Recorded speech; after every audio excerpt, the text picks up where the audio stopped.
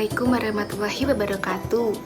Halo teman-teman, perkenalkan nama saya Ulfa Nurhaini. Di sini saya akan menjelaskan tentang pemahaman etos kerja dan pembinaan kerja. Kalian ini pasti belum tahu ya, apa sih etos kerja itu dan bagaimana sih etos kerja itu dan apa saja sih yang ada dalam etos kerja itu. Simak video selanjutnya ya. Definisi etos kerja Islami menurut Asmara yaitu suatu upaya yang sungguh-sungguh dengan mengarahkan seluruh aset, pikiran, dan zakimnya untuk menampakkan atau mengaktualisasikan arti dirinya sebagai hamba Allah yang harus menundukkan dunia dan menempatkan dirinya sebagai bagian dari masyarakat yang terbaik. Atau bisa disebut dengan khairul ummah, atau dengan kata lain dapat juga kita katakan bahwa hanya dengan bekerja manusia itu memanusiakan dirinya. Adapun pengertian secara umum, pengertian etos kerja adalah seperangkat prinsip moral yang digunakan oleh seseorang dalam bekerja dan mencakup beberapa sifat berikut ini.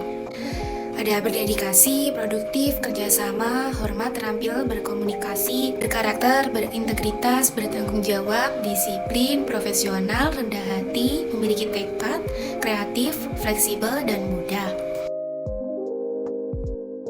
Kata etos berasal dari bahasa Yunani atau etos yang memiliki arti karakter atau watak. Etos juga dapat diartikan sebagai jiwa khas suatu kelompok manusia. Etos, definisi dari Taufik Abdullah, didefinisikan sebagai aspek evaluatif yang bersifat penilaian diri terhadap kerja bersumber pada identitas diri yang bersifat sakral, yakni realitas spiritual keagamaan yang diyakininya. Definisi etos menurut Weber adalah sebagai keyakinan yang berfungsi sebagai panduan tingkah laku seseorang, sekelompok, maupun sebuah institusi. Selanjutnya, Konfusianisme menurut Carsono berkenaan dengan orang-orang yang aktif bekerja memiliki konsep tersendiri. Ciri-cirinya adalah yang pertama, kesadaran terhadap ketaatan dan hierarki. Yang kedua, hubungan keluarga yang kuat. Yang ketiga, ada kesediaan menyesuaikan diri. Yang keempat, disiplin pribadi dan etos kerja. Yang kelima, hidup sederhana dan hemat. Yang keenam ini penghargaan pada keahlian. Islam dalam mengenai masalah kerja mempunyai nilai yang sangat tinggi. Terdapat pernyataan dalam beberapa hadis Nabi bahwa sebaik-baiknya orang adalah yang makan hasil kerja dengan tangannya sendiri. Bahkan terdapat pernyataan dalam hadis qudsi bahwa terdapat dosa yang hanya bisa dihapus dengan cara mencarikan nafkah untuk keluarga dan orang-orang yang ditanggunginya. Nah, di sini ada 13 sikap yang menandai orang atau sekelompok orang yang beretos kerja menurut Gunnar Myrdal dalam bukunya Asian Drama, yang meliputi yang pertama ini ada tepat waktu atau disiplin, yang kedua rajin, yang ketiga efisien, yang keempat hemat, yang kelima teratur, yang keenam bersedia menerima perubahan. Yang ketujuh ini ada teliti dan jujur, yang kedelapan gesit dalam memanfaatkan kesempatan, yang kesembilan rasional dalam mengambil keputusan dan tindakan, yang kesepuluh mempunyai visi yang jauh ke depan, yang ke-11 mampu bekerja sama, yang ke-12 energik, yang terakhir yang ke-13 ada percaya diri dan ketulusan. Yang selanjutnya ini kalian harus tahu apa sih tujuan bekerja menurut Islam. Adapun di sini tujuan bekerja menurut Islam. Yang pertama, memenuhi kepentingan sosial dan ibadah. Yang kedua, dosa-dosa tertentu yang tidak dapat dihapuskan dengan puasa, sholat, dan sedekah. Yang ketiga ini memenuhi kebutuhan keluarga dan diri sendiri. Yang selanjutnya ini kalian juga harus tahu nih, apa sih yang harus ada di ciri-ciri etos kerja dalam Islam. Selanjutnya ini ada ciri-ciri etos kerja Islam. Pertama, memiliki moralitas yang bersih. Yang kedua, kerja keras dan optimal atau mujahadah. Yang ketiga, kuat pendirian atau istiqomah. Yang keempat ini kecanduan terhadap waktu. Yang kelima, kecanduan dalam hal kejujuran, konsisten. Yang selanjutnya ini ada pun faktor-faktor yang mempengaruhi etos kerja. Yang pertama ada faktor internal, yang kedua ada faktor eksternal. Yang pertama, faktor internal. Faktor-faktor internal yang mempengaruhi etos kerja adalah yang pertama ada agama. Agama dapat membentuk nilai-nilai keyakinan dan perilaku seseorang. Sistem nilai tersebut akan mempengaruhi atau menentukan pola hidup penganutnya. Cara berpikir, bersikap, dan bertindak pastilah diwarnai oleh ajaran agama yang dianutnya. Yang Yang kedua ini ada pendidikan. Pendidikan yang baik dapat memproses masuknya nilai pada seseorang atau individu yang akan membentuk pola pikirnya dalam melihat makna, pengalaman, etos kerja dengan tepat. Sehingga individu akan memiliki etos yang tinggi. Karena pendidikan merupakan proses yang berkelanjutan. Selanjutnya ini ada motivasi. Motivasi dapat berpengaruh untuk meningkatkan etos kerja karena motivasi ada pada diri seseorang untuk mendorong, mengaktifkan, menggerakkan, dan mengarahkan perilaku seseorang untuk melakukan sesuatu. Yang keempat, usia.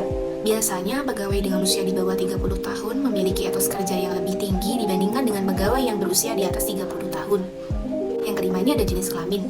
Seringkali jenis kelamin diidentikan dengan etos kerja, biasanya perempuan. Lebih cenderung memiliki etos kerja, komitmen, dan loyalitas lebih tinggi pada pekerjaan dibandingkan dengan laki-laki. Selanjutnya yaitu ada faktor eksternal. Faktor-faktor eksternal yang mempengaruhi etos kerja adalah pertama ini ada budaya. Hal ini terkait dengan sikap mental, tekad, disiplin, dan semangat kerja. Sikap ini terbentuk oleh sistem orientasi nilai-nilai budaya yang bersumber dari sistem kepercayaan. Jika suatu masyarakat memiliki sistem budaya yang maju, akan memiliki etos kerja yang tinggi. Jika sebaliknya, masyarakat memiliki sistem nilai budaya yang konservatif, akan memiliki etos kerja yang rendah. Yang kedua ini sosial politik.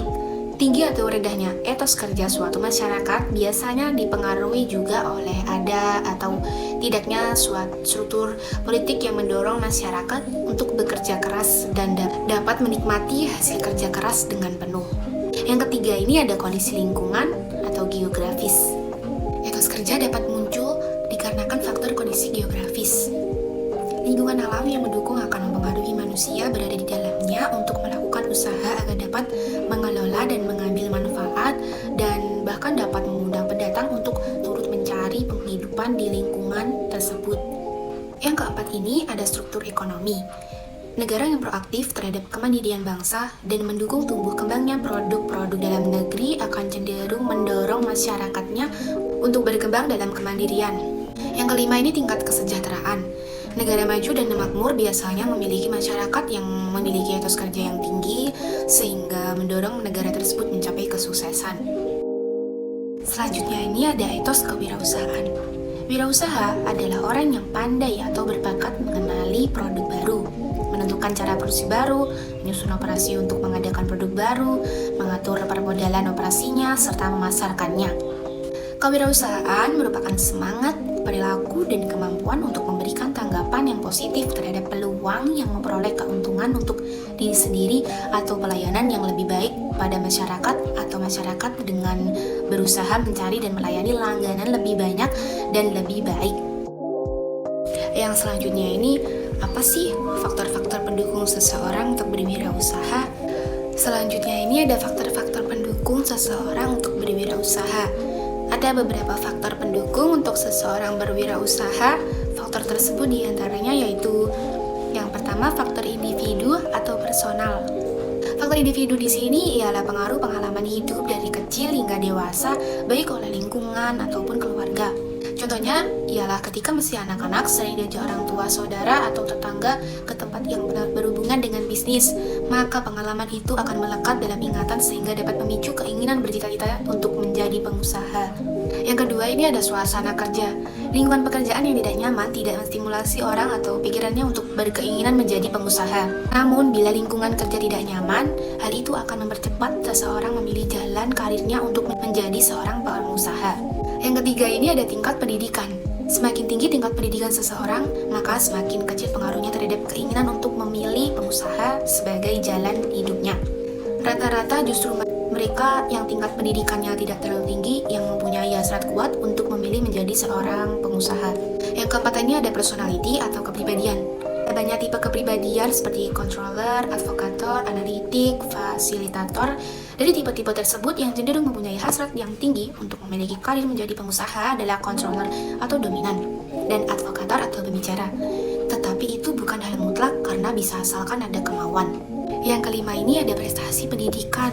Rata-rata orang yang mempunyai prestasi akademis yang tidak tinggi justru mempunyai keinginan yang lebih kuat untuk menjadi seorang pengusaha. Hal tersebut didorong oleh suatu keadaan yang memaksa ia berpikir bahwa menjadi pengusaha adalah salah satu pilihan untuk sukses. Kurangnya seseorang dalam mencapai prestasi pendidikan justru dapat memotivasi seseorang untuk mendirikan suatu usaha sendiri, di mana setiap orang ingin membuktikan dirinya dapat sukses walaupun prestasi pendidikan saat bersekolah biasa saja. Yang keenam ini ada dorongan keluarga. Keluarga sangat berperan penting dalam menumbuhkan serta mempercepat seseorang untuk mengambil keputusan berkarir sebagai entrepreneur. Di mana anak-anak yang terlahir dalam keluarga yang mempunyai bakat berwirausaha biasanya akan lebih cepat terdorong untuk menjatuhkan pilihan berkarir sebagai wirausaha. Yang ketujuh ini ada lingkungan dan pergaulan. Lingkungan dan pergaulan dapat mempengaruhi seseorang untuk menjadi seorang pengusaha. Di mana kita bergaul dengan orang yang punya minat menjadi pengusaha, maka tidak menutup kemungkinan bahwa kita akan berkeinginan menjadi seorang pengusaha. Yang kedelapan ini ada keterpaksaan dan keadaan.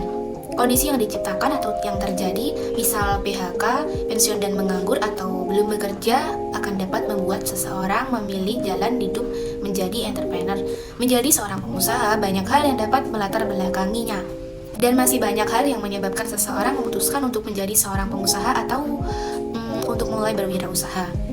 Mulai dari hal yang sifatnya mendidik secara akademik hingga yang sifatnya memaksa sudah menjadi hal yang wajar dalam melatar belakangi seorang untuk berwirausaha. Seorang wirausaha tidak hanya membantu kebutuhan dirinya saja, tetapi mendayagunakan tenaga orang lain juga, yang mana hal ini juga dapat bermanfaat bagi orang lain juga. Nah, itu tadi penjelasan materi dari saya. Semoga materi yang saya berikan tadi bermanfaat dan dapat menambah pengetahuan bagi kalian semua. Sekian dari saya. Bila ada salah kata, saya mohon maaf. Saya mau pamit undur diri. Wassalamualaikum warahmatullahi wabarakatuh.